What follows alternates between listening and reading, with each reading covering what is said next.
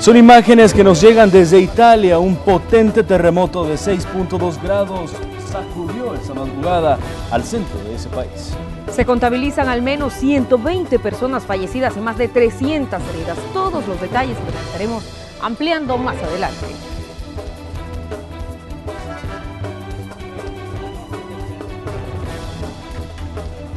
Muy buenas tardes, qué placer que esté con nosotros a esta hora de la tarde. Les saluda Armando. Buenas tardes, gracias por informarse con Noticiero Hechos. Soy Jennifer Valle. A continuación, nuestros titulares. El escalafón va a ser insostenible, los sueldos de los empleados públicos. Por varias horas se vio afectada la atención a pacientes en el Hospital Sacamil tras una reducción de labores. Hay amenazas de paralizar el sistema de salud en los próximos días.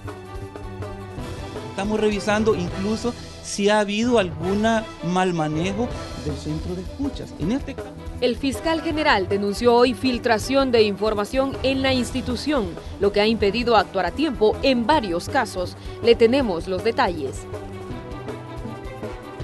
El sector transporte nuevamente se ve afectado por la delincuencia. Un motorista y un cobrador fueron asesinados en San Pedro, Perulapán. La petición en el Tribunal de Ética es que por lo menos haya un señalamiento contra la ética que ellos están cometiendo sin ningún reparo. Los magistrados de la Sala de lo Constitucional enfrentan una nueva demanda, esta vez en el Tribunal de Ética Gubernamental. Le tenemos los resultados de las pruebas realizadas al lago de Coatepeque tras el cambio de coloración. Las autoridades hablaron además de un estudio realizado al volcán de Ilopango. En Guatemala, tras varios meses de investigación, las autoridades lograron capturar a una banda ligada a la planificación y ejecución de secuestros de salvadoreños en ruta hacia los Estados Unidos. Iniciamos con el detalle de los hechos afectados. Se vieron esta mañana pacientes del Hospital Sacamil tras una reducción de labores de trabajadores de salud. Exigen cumplimiento a la ley del escalafón. 94.2 kilómetros recorrieron Marilú Palacios y su padre Samuel, de Santiago de la Frontera, Santa Ana, hacia el Hospital Nacional Sacamil, para su consulta. Traducido en tiempo, es de 4 horas. Aquí, porque hay que agarrar uno de aquí a la terminal de Occidente, otro de ahí para Santa Ana, y ahí hay que agarrar otro para Santiago, y hay que caminar un poco a pie, casi como 2 horas a pie. Esta vez iniciaron su viaje a las 2 de la madrugada para estar a las 6 en el hospital. Don Samuel padece de una hernia en la espalda. Su esfuerzo fue en vano porque no recibieron atención médica. Veníamos a unos exámenes de él, pero ahorita sí, ya los hicieron los exámenes, pero el doctor no los va a ver. Y él andaba bastante mal de salud. ¿Y hasta cuándo lo van a ver? No se sabe todavía, no me ha dicho el doctor. La historia se repitió en este centro. Pacientes llegaban por sus citas, pero no eran atendidos. Vine a consulta, pero solo a terapia, y me dijeron que ahorita no me podían atender. ¿Qué? Me atropellaron y como que algo me está molestando ahí, pero voy a tener que pagar porque ahorita no me han dicho nada. La falta de atención en algunas áreas se debió a la reducción de labores que el Sindicato de Trabajadores y Trabajadoras de Salud iniciaron para exigir el escalafón. Que no estamos dispuestos a ceder nuestro escalafón. Luego que la ministra de Salud, Violeta Mengíbar, advirtiera insostenibilidad para el próximo año. En este momento no hay financiamiento para el plus que necesitamos para financiar el escalafón. Si siguen así como están haciendo, no solamente va a ser insostenible el escalafón, va a ser insostenible los sueldos de los empleados públicos, porque están haciendo una mala administración pública de los fondos. Miembros del sindicato aseguran que la medida se estableció de manera temporal, pero que se extenderá hacia otros centros asistenciales hasta que no se les dé una pronta solución. La ley del escalafón es un derecho que se ha ganado y que no es un regalo que nos haya dado ningún gobierno. De acuerdo con el Ministerio de Salud, el pago del escalafón para 2017 será de aproximadamente 30 millones de dólares. La falta de liquidez en las arcas de Estado complica en el cumplimiento de esta ley. Con imágenes de Juan Castellanos, ese es un informe de Marcela Rivera. Bueno, y más medidas como estas se esperan para los próximos días, y para ampliarnos los detalles nos enlazamos vía teléfono con Silvia Navarrete. Ella es secretaria general del Sindicato de Trabajadores de la Salud, Citra Salud. Muy buenas tardes, Silvia, bienvenida a Noticiero Hechos. Buenas tardes. Cuéntenos, ¿qué medidas se van a tomar, además de las que ya se están ejecutando? Bueno, como se ha acordado de parte de todos los trabajadores y trabajadoras, no únicamente los afiliados a los sindicatos, sino que esta es un acuerdo de los trabajadores organizados y no organizados, ya que se nos está violentando una ley para lo cual no es justificación que no existan fondos para darle cumplimiento, ya que nosotros hemos estudiado la ley de salarios del presente año y realmente los salarios están, las cifras de los salarios están infladas, pues ahí se le pone un texto que es demasiado grande a cada uno de los salarios, e incluso si se mantuviera el presupuesto para el presente año, se alcanzaría a cubrir los salarios aplicando el escalafón de los trabajadores y trabajadoras de salud. Ahora, creemos que falta de voluntad de parte de las autoridades de gobierno. Ahora bien, Silvia, pero se sabe ya que la ministra de Salud ha dicho no hay suficiente dinero y de hecho están sopesando entre medicamentos, compra de medicamentos o el pago de escalafón. ¿Cómo ve usted este panorama? Fíjense que ese ha sido el discurso de siempre, que realmente lo que pretenden es irle quitando las prestaciones a los trabajadores y nos preocupa que sea especialmente con salud, ya que salud es la única prestación que tiene. Para salud no hay ninguna otra prestación, además del salario, como en otras instituciones, que hay bonos, que hay viáticos, que hay canastas y otras prestaciones más que no cuestionamos porque ha sido producto de la lucha de la clase trabajadora e incluso nosotros hasta los hemos apoyado. Pero en nuestro caso, el Ministerio de Salud trabaja los 365 días del año, las 24 horas, y quienes prestan los servicios son los trabajadores y las trabajadoras. Silvia. Entonces no es posible que de manera irresponsable se diga no hay para el escalafón. Silvia, rápidamente, solo para que nos confirme, ¿habrá más cierres de hospitales o reducción de labores y qué hospitales serían?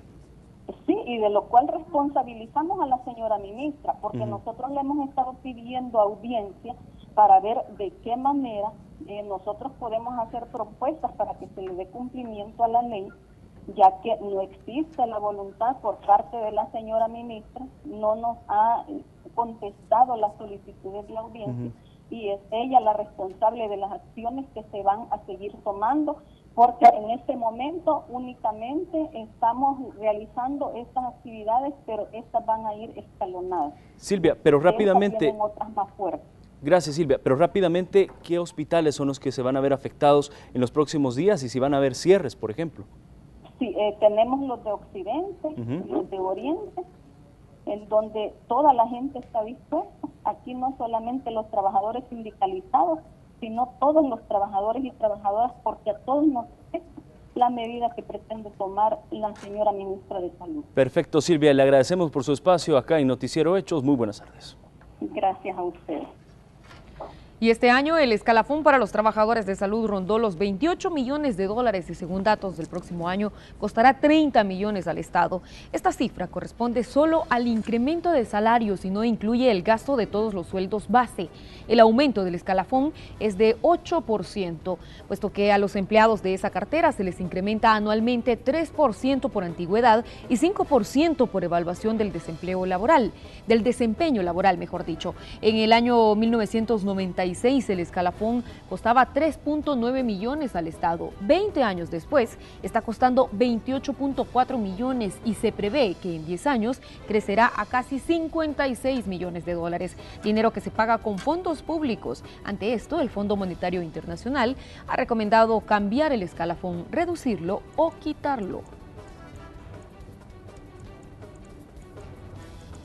En otra protesta, maestros y empleados administrativos de diversos centros de estudio del país denunciaron que tienen más de 2 meses de no recibir el salario.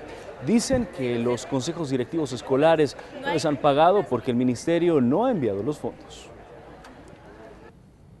Porque por lo menos aquí hay maestros y administrativos casi solo de la zona de Apopa y San Salvador. De ahí los compañeros vienen de otros lugares y todos, centros escolares, complejos escolares, institutos, los más grandes no tienen nada. Aparte de eso que hay 8 meses que no se manda el bono de sobredemanda y no se manda también, oiga bien, para pagar. Nosotros no tenemos salidas telefónicas, ya nos cortaron los teléfonos, no hay eso. Pero lo que más andamos buscando nosotros es los sueldos de todos ellos. Y esta mañana miembros de la Asociación Pro Búsqueda se concentraron en la Plaza Divino Salvador del Mundo para denunciar que investiguen sobre el desaparecimiento de más de 1000 personas durante el conflicto armado. 22 años vamos a cumplir en esta semana de estar en la lucha, en la búsqueda de niños y niñas, con más de 400 casos resueltos. Yo creo que el Estado, el órgano de justicia se podrían haber esforzado más y al menos uno haber resuelto. ¿Cuántos hacen falta por resolver? En nuestras estadísticas más de 500, pero si le sumamos las madres que tienen adultos desaparecidos, son miles los que quedan por encontrar. ¿Cuál es el llamado a las autoridades? Simplemente que se pongan la mano en la conciencia, que acaten sus responsabilidades constitucionales, que investiguen y que resarcen el daño hecho. En otro orden de noticias, autoridades del Seguro Social reconocieron que se equivocaron en la entrega de un cadáver a familiares del fallecido. El cuerpo ya fue localizado y entregado a las personas correspondientes, pero aseguran que se tomarán medidas disciplinarias con el personal y mejorarán los procedimientos, es decir, los protocolos.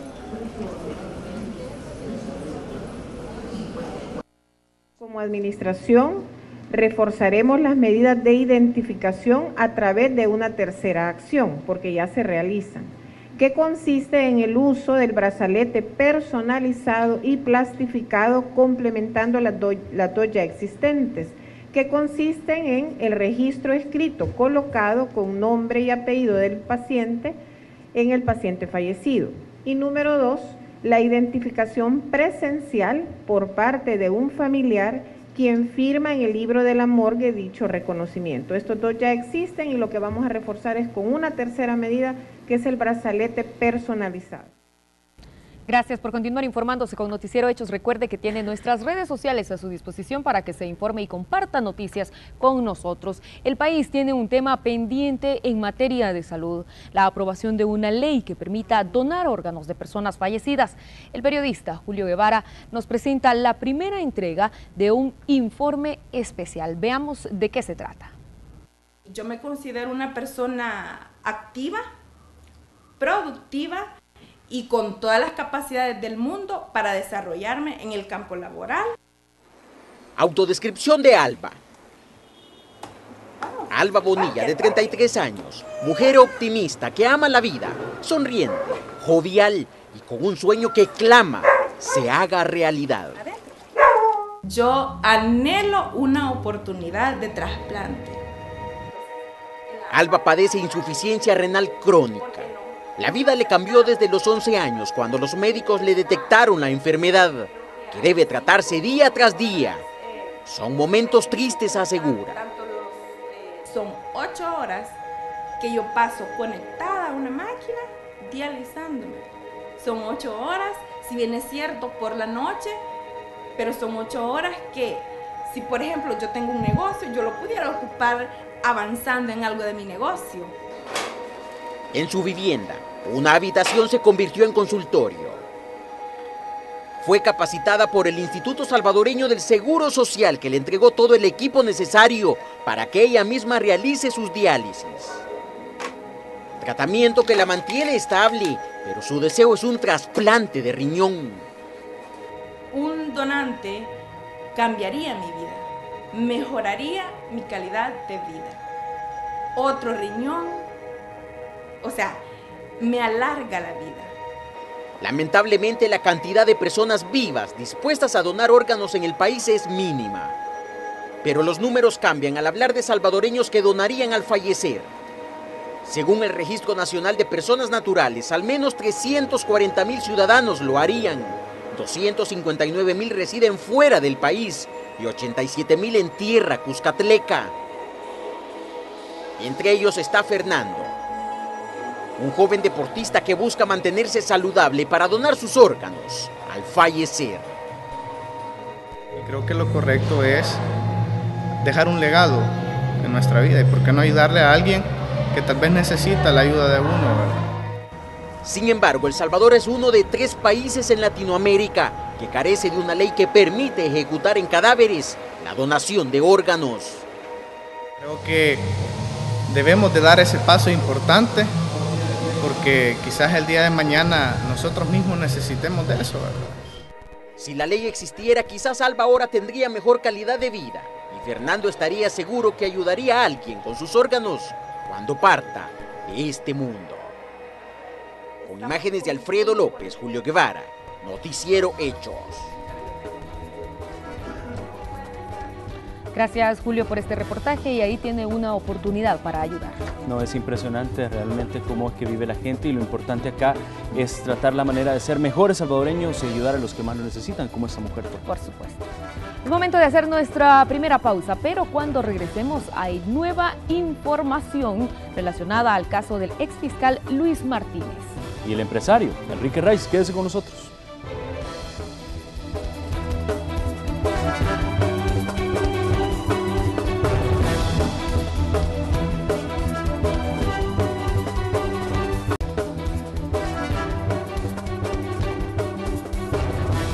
Gracias por continuar en nuestra sintonía. Abogados del exfiscal Luis Martínez y del empresario Enrique Raiz hablaron sobre las condiciones en las que se encuentran en Las Bartolinas sus clientes detenidos desde el pasado lunes, hermano. Bueno, la periodista Azucena Sandoval nos tiene toda la información desde nuestra sala de redacción.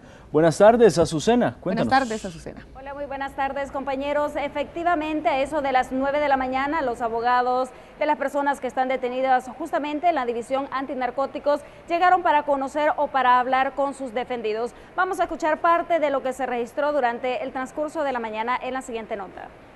Por segundo día, los abogados defensores del empresario Enrique Raiz, del exfiscal general de la República, Luis Martínez, y demás detenidos, llegaron a la División Antinarcóticos para ver a sus defendidos. Con permiso. Luego de unos minutos, lograron tener comunicación con ellos. No están en las mejores condiciones, pero por lo menos están estables.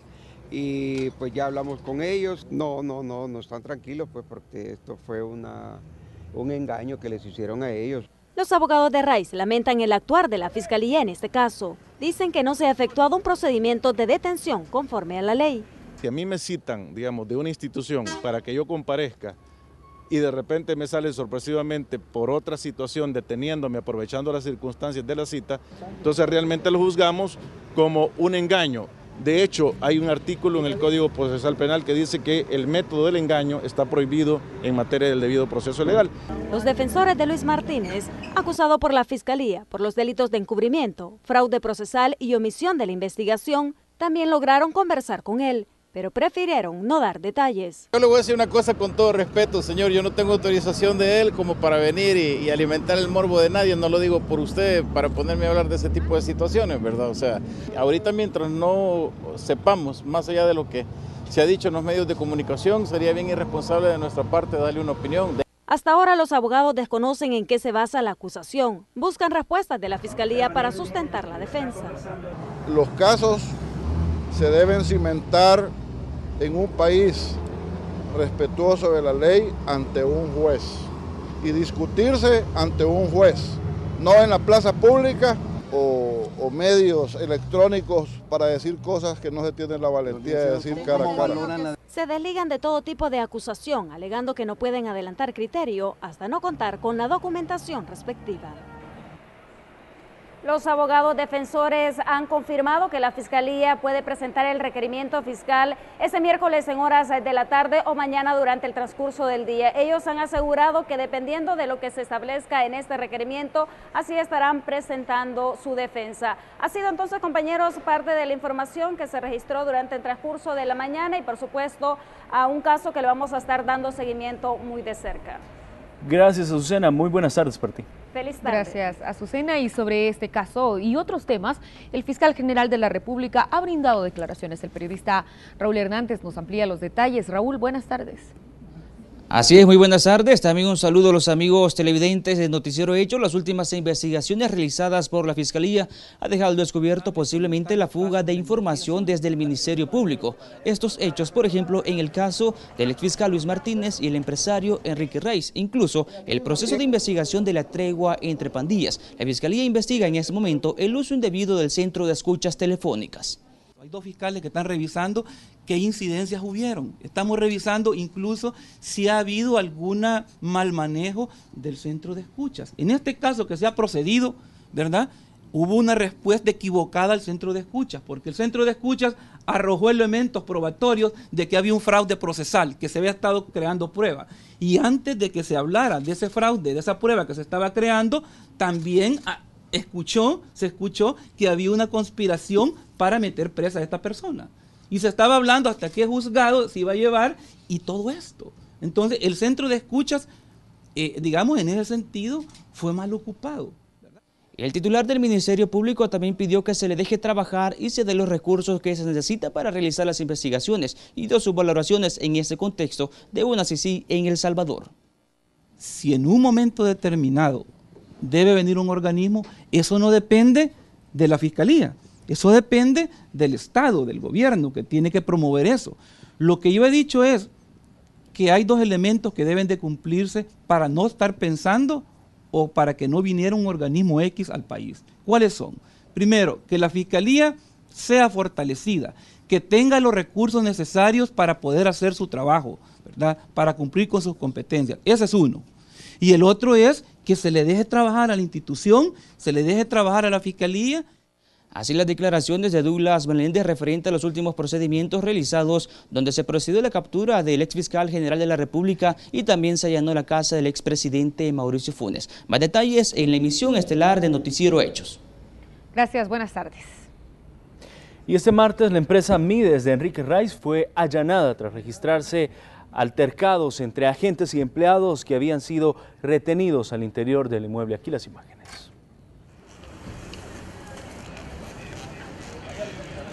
La Fiscalía General de la República, acompañada de la Policía Nacional Civil, allanó la empresa Mides con un solo objetivo: buscar elementos probatorios en la investigación en contra del empresario Enrique Raiz. Prácticamente el juzgado 14º de Paz autorizó el registro con prevención de allanamiento en esta empresa de Enrique Raiz, ¿verdad?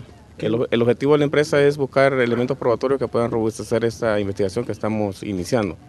El allanamiento inició a las 5 de la tarde y tiene un plazo de 48 horas. Además de estas instalaciones, la Fiscalía confirmó que al menos 5 inmuebles más serán allanados.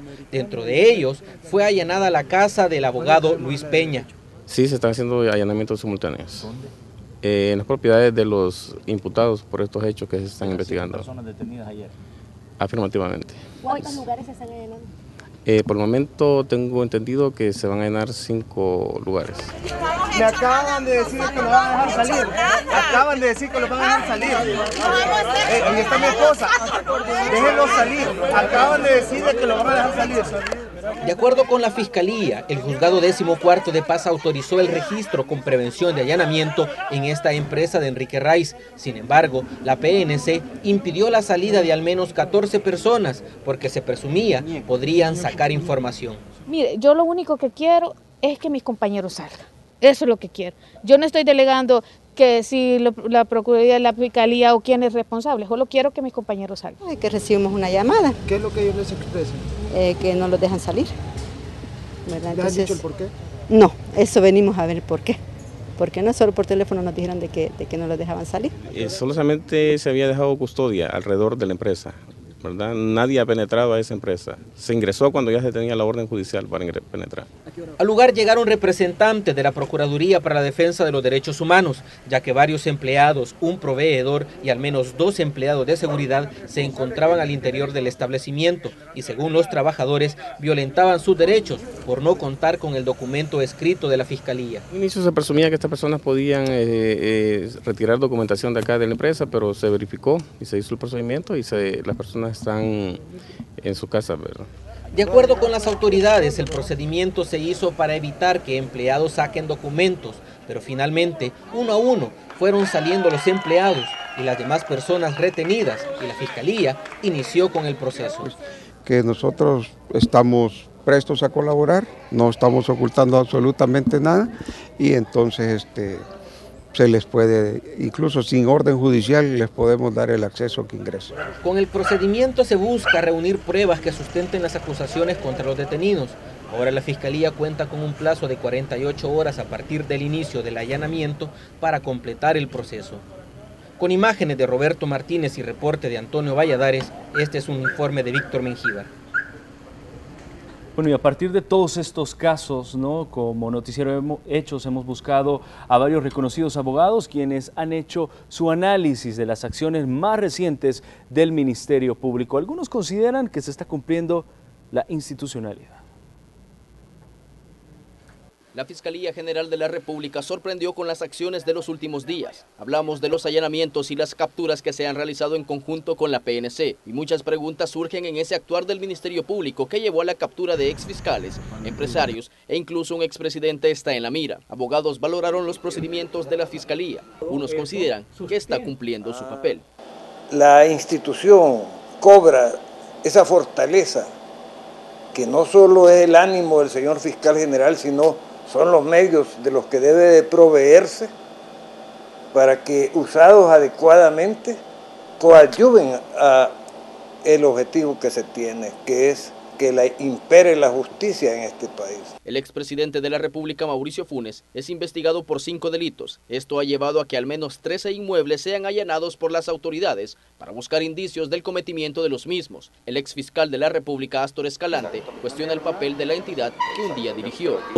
Da la impresión que en los casos contra el expresidente Mauricio Funes solo se han mencionado 3, 4 o más hechos delictivos a nivel comunicacional, pero hasta este momento no existe ninguna imputación así concreta de Fiscalía. Otro abogado que dio sus valoraciones fue el exmagistrado de la Corte Suprema de Justicia, Ulises del Dios Guzmán, quien considera que la captura de Luis Martínez se da tras una investigación que ya había avanzado.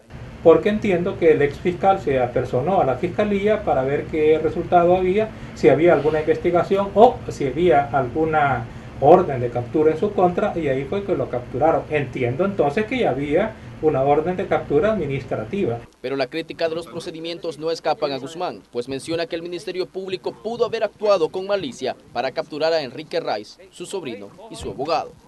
No sé si le aclararon la calidad en que lo estaban citando, y cuando se cita también se debe decir cuál es el objeto de la diligencia. No se debe citar a ciegas sin decir cuál es el objetivo o señalar un objetivo confuso, hacer llegar a las personas y en ese momento capturarlo diciéndole o notificándole que hay una detención administrativa, porque esa es una forma un tanto sediciosa, engañosa de proceder a la captura. En las próximas horas tendrá que presentarse el requerimiento en contra del exfiscal Martínez, su mano derecha durante su periodo Julio Arriaza, el empresario Enrique Raiz y su sobrino Hugo Blanco, mientras las investigaciones en contra de Funes continúan, pues de momento se está analizando lo incautado en los allanamientos. Este es un reporte de Inmar Batres. Y en la entrevista de Hechos AM, 2 analistas esperan que la Fiscalía concluya las investigaciones que vinculan al expresidente Mauricio Funes y al exfiscal Luis Martínez. De lo contrario, será el mismo Ministerio Público quien quede mal ante la población. Eso para mí no tiene precedentes en la vida del país. La pregunta es, ¿cómo va a terminar? Esto es algo sin precedentes, esto es algo realmente inédito, esto es algo que uno aplaude. Para estos analistas, la gestión de Douglas Meléndez ha marcado un antes y un después del trabajo de la Fiscalía, dados los últimos y polémicos casos que vinculan al expresidente Mauricio Funes y al ex titular del Ministerio Público, Luis Martínez. Aquí no es cosa de derechas ni de izquierdas, es cosa de corruptos y de gente honesta. Para ellos, el Ministerio Público ha dado una lección que con pocos recursos se puede hacer mucho, pero eso no quiere decir que deban bajar la guardia en la investigación. Yo esperaría, como don Roberto, que la Fiscalía pase al siguiente momento, porque si no, yo, pues lo que hablo ahora bien de la Fiscalía, lo terminaría hablando mal. Esperan que la Fiscalía lleve pruebas contundentes en ambos casos para que no se caigan en los tribunales. De lo contrario, la credibilidad estaría en juego. Si esto termina en nada, el efecto de descalificación, de pérdida de credibilidad de la Fiscalía, va a ser devastador. Nadie va a creer en el Ministerio Público. Pero José Miguel Ángel Fortín va más allá y pide que el expresidente justifique ante los tribunales de dónde sacó los lujosos bienes y artículos que han sido conocidos a través de los allanamientos. No es pecado tener 100 pares de zapatos Ferragamo o de cualquier otra marca guardados ahí, ninguno con esa pajanía, con cinta de zapatos, porque si no se podría caer y volver a quebrar, ¿verdad? O sea, no es pecado. No es pecado realmente tener todo lo que tiene, pero sí es pecado si uno no puede demostrar de dónde viene y uno no tiene el dinero para comprar esas cosas. Aseguran que la Fiscalía abrió la caja de Pandora de la administración Funes. Para el exdirector de Medicina Legal, el panorama apunta que la Fiscalía se enfrenta a un caso de enriquecimiento ilícito.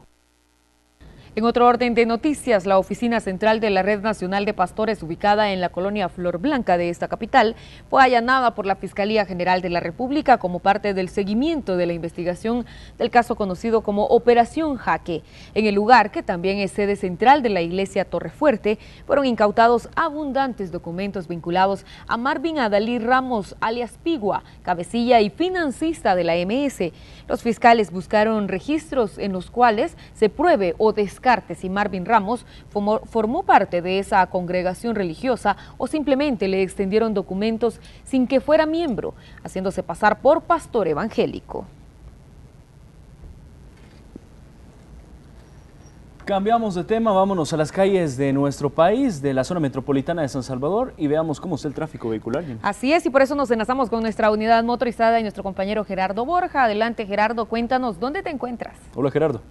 Jennifer Armando, muy buenas tardes, saludos a todos los televidentes que están pendientes de Noticiero Hechos. Les mostramos imágenes totalmente en vivo sobre la carretera del puerto.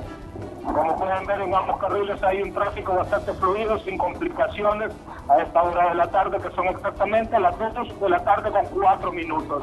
Pueden ver, hay que disfrutar, poder transitar por estas calles a esta hora sin inconvenientes. Por supuesto, disfrutar en estos momentos, como estamos viendo que la calle está bastante sola. Sin embargo, otros momentos son totalmente diferentes cuando es hora pico, por ejemplo, cuando se observan largas filas de vehículos tratando de pasar por esa zona. Sin embargo, como nos lo muestra Gerardo Borja en estos momentos, está bastante transitable. Definitivamente, sin complicaciones. Bueno, es una muy buena hora para las personas que puedan transitar o dirigirse hacia el puerto, ya que el tráfico comienza a tornarse un poco complicado y otras 3:30, 4 de la tarde en adelante en ambos carriles, ya sea las personas que van hacia el puerto o las personas que vienen del puerto hacia Santa Tecla, San Salvador.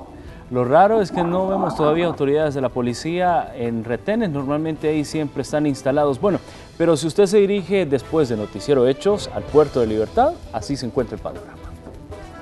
Gracias, Gerardo. Gracias a ustedes, feliz tarde. Gracias, Gerardo. Buenas tardes para ti también.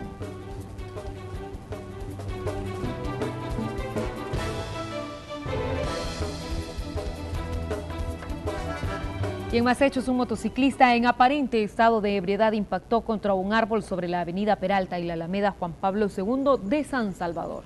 Tras el accidente, el hombre fue trasladado a un centro asistencial con golpes y heridas de consideración.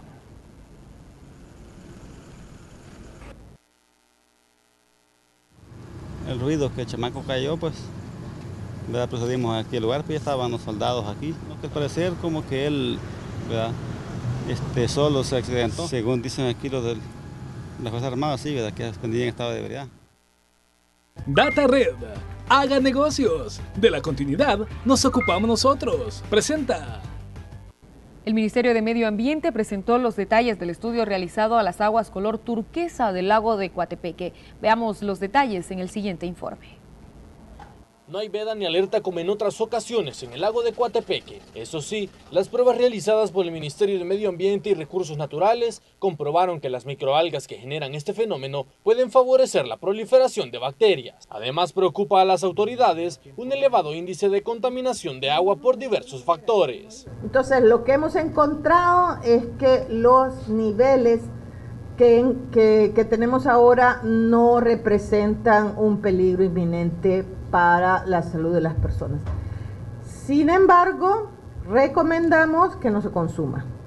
Son tipificadas en altas concentraciones como problemáticas para la salud, puesto que, como mencionaba la señora ministra, pues al romperse estas acumulan su toxina en el agua y puede llegar al ser humano, intoxicando.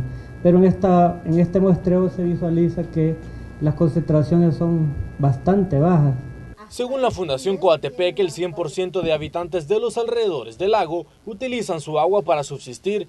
Piden ayuda a las autoridades para suspender de forma temporal su consumo. Tanto por parte, la colaboración por parte del Ministerio, como también un llamamiento a ANDA para que nos ayude a llevar lo que se ha llevado en ocasiones anteriores, que son estos contenedores plásticos, para brindar agua potable a toda la población del lago, mientras los análisis muestren que hay una contaminación y la recomendación sea que no sea consumida. El fenómeno que pinta de color turquesa el lago es la sexta ocasión que sucede. Hay un llamado de prevención, pero no hay restricciones en lo que respecta a turismo. Esto es una recomendación, pueden ir a disfrutar, es una belleza, tengan cuidado al manejar y no tengan accidentes, es una belleza, no representa un peligro, pueden comer de los peces que hay ahora, pero tengan mucho cuidado al ingerir el agua o incluso para el ganado, al ingerir el agua y sobre todo al extraer el agua de ciertas profundidades. El lago presenta una coloración menor a la de años anteriores y tampoco se observa afectación de peces y otras especies animales. Se prevé que el lago de Coatepeque mantendrá sus aguas en color turquesa al menos 2 semanas más. Con imágenes de Ever Ábalos, este es un reporte de Néstor Hernández. Data Red, haga negocios. De la continuidad nos ocupamos nosotros. Presentó. Y otro lago con importante actividad es la caldera de Ilopango, que según los expertos en vulcanología se mantiene activo, pero no representa alarma porque sus erupciones se registran cada 10.000 años. La última fue hace 1.500 años. La caldera por el momento está tranquila, estemos calmados, como dijo, vamos a tener muchos años para tener una erupción fuerte y podríamos esperar en cierta manera erupciones de muy baja magnitud, pero que van a ser antecedidas por muchos eventos como eventos sísmicos que van a ser sentidos por la población. Y ahora es momento de conocer cómo estarán las condiciones del clima para las próximas horas. Gracias, Linda. Linda, adelante. Gracias y muy buenas tardes. Así es importante conocer la condición climática como cada día y ahora les cuento que el cielo se presentará de poco a medio nublado, especialmente en horas de la tarde y noche se esperan tormentas y chubascos aislados. Estos se darán especialmente en la zona norte, en la cordillera volcánica del territorio, pero eso sí serán de rápido desplazamiento. Además, importante comentarles que se esperan ráfagas de viento ocasionales en zonas altas del país, pero también es importante conocer las distintas temperaturas que se registrarán, no sin antes ver también la imagen que tenemos en pantalla. Podemos ver totalmente despejada, sin presencia de agua y por consiguiente vamos a conocer las temperaturas que como cada día pues es de costumbre, una tarde bastante calurosa. Revisamos San Salvador, la zona central con una temperatura máxima de 31 grados Celsius y una mínima de 20 grados Celsius. Si nos fijamos, las tres zonas tienen un cielo parcialmente nublado hasta despejado. Ahora revisamos la zona occidental del país con una temperatura máxima de 32 grados Celsius y una mínima de 19 grados Celsius. Y nos vamos hasta el oriente del territorio, es decir, San Miguel, con una temperatura máxima de 39 grados centígrados y una mínima de 21 grados. Así que con eso usted ya sabe más o menos cómo estará este día. Despreocúpese en cuanto a las lluvias, de hecho si esas suceden será en la zona norte o en la cordillera volcánica del país. De hecho, las condiciones climáticas de este día son bastante similares al día de ayer. También respecto a las temperaturas se mantendrá bastante similar al día martes, el día de ayer. Así que ahora sí ya queda preparado con la información del clima y con esto le invito a que nos acompañe a una pequeña pausa comercial y regresamos con más de Noticiero Hechos.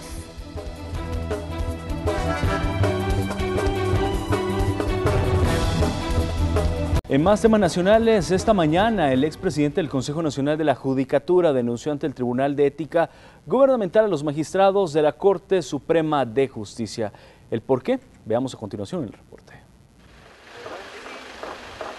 Con documentos en mano y acompañado de sus abogados, el expresidente del Consejo Nacional de la Judicatura, Tito Celada, llegó a denunciar a los magistrados de la Sala de lo Constitucional por prevaricato, luego que su elección fue declarada inconstitucional hace más de un año. Petición en el Tribunal de Ética es que por lo menos haya un señalamiento contra la ética que ellos están cometiendo sin ningún reparo. Es decir, nosotros y toda la ciudadanía saben que tienen su propia agenda, escogen lo que quieren, resuelven lo que quieren. Tito Celada llegó al Consejo Nacional de la Judicatura en septiembre de 2010 y la Sala declaró inconstitucional su cargo en abril de 2015 tras resolver que la Asamblea no documentó los mecanismos para determinar su independencia político-partidaria. A Celada lo vinculaban con el FMLN. En el 2011 comenzaron con que los partidarios materiales o formales, para ir descabezando todas las instituciones de las personas a las que ellos no tienen acceso. Eso fue en el 2011, pero a mí me nombran en el 2010. Entonces, eso que hicieron en el 2011, me lo aplican retroactivamente a mí el 2010. ¿Se da cuenta? Y toda la gente cree, no, es que lo quitaron porque es del FMLN. El día que yo pertenezca a un partido me voy a sentir orgulloso del partido que sea. Desde que dejó el cargo, Celada ha venido intentando que la Sala rectifique la sentencia. Interpuso un recurso de amparo en septiembre de 2015 que hasta la fecha no ha sido resuelto. Además, denunció ante la Fiscalía a los magistrados por actos arbitrarios. Dice la Sala no está actuando con independencia. Se está diciendo que no le interesa ser reinstalado en su cargo. No, por supuesto que no, si eso es lo de menos. No, si este atropello no ha sido único conmigo, si ha sido con un montón de funcionarios que les hacen estorbo. A mí me quitan precisamente el día que estábamos eligiendo las 15 personas para propuestas, ¿verdad? para magistrados de la Corte. El expresidente del Consejo Nacional de la Judicatura se prepara para hacer llegar su caso hasta la Corte Interamericana de Derechos Humanos en busca de sentar un precedente, según él, para que las resoluciones de la Sala de lo Constitucional sean apegadas a la Constitución. Con imágenes de Manuel Velázquez, un informe de Raquel Herrera.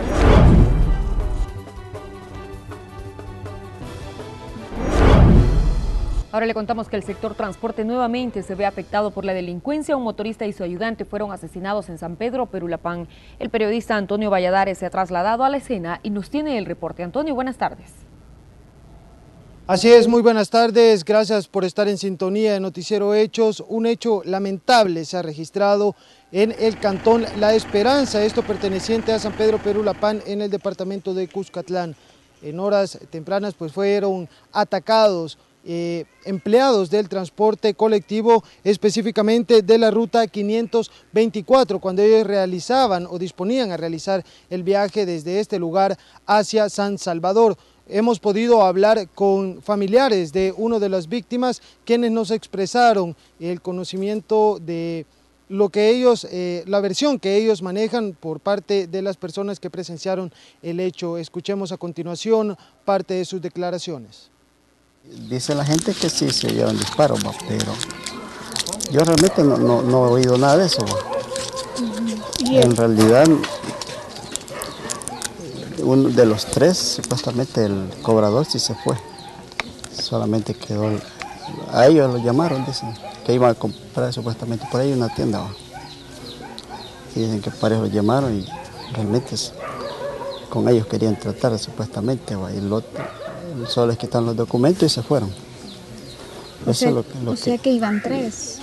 Sí, son tres que trabajan en los buses, ayudante, motorista y cobrador. ¿Y ellos no llevaban viaje entonces? Como no sacar, es que aquí es el punto de buses. ¿Aquí el punto? Aquí es el retorno, el regreso a El Salvador. La Policía Nacional Civil desconoce por el momento el móvil del crimen, pero sin embargo nos informaron que utilizaron armas de grueso calibre y al menos 3 sujetos habrían participado en este ataque. Escuchemos a continuación más detalles. ¿Se presume cuántos pudieron? Se presume que eran 3 sujetos. ¿Enmascarados o cómo? Al parecer encapuchados, ahí andaban los señores. ¿Qué pandilla es la que opera? Pues aquí son de MS los que cometen hechos aquí en esta zona. ¿Qué tipos de armas habrían utilizado? Bueno, por los casquillos, pues una escopeta y una arma corta. En este mismo municipio, el fin de semana fue asesinado o murió en un enfrentamiento entre la policía y pandilleros, uno de los más buscados. Preguntamos a la policía si esto podría estar ligado con este hecho, pero sin embargo dicen que se descarta, ya que este ataque fue hecho directamente hacia los empleados. Nosotros estaremos recabando más información para poderle dar un detalle completo en la siguiente emisión de Noticiero Hechos. Por el momento, hasta acá llega nuestro reporte. Retornamos la señal al set principal. Buenas tardes. Pero qué bonita esa imagen de ver cómo llega la bandera ya a ese país. Ya, imagínate, acabamos de terminar el pasado domingo los Juegos de Río y ya está en la próxima sede. Ahora bien, lo que debe hacer ya en ámbito nacional es que la selecta se prepare, es decir, va a recibir a México. Va a recibir a México este próximo 2 de septiembre y ojalá que lo hagan bastante bien, o por lo menos que hagan un papel bastante decente. Esperemos. Bueno, gracias, Zuli, por gracias esta a ti. información. Gracias por habernos acompañado. Buenas tardes. Muy buenas tardes.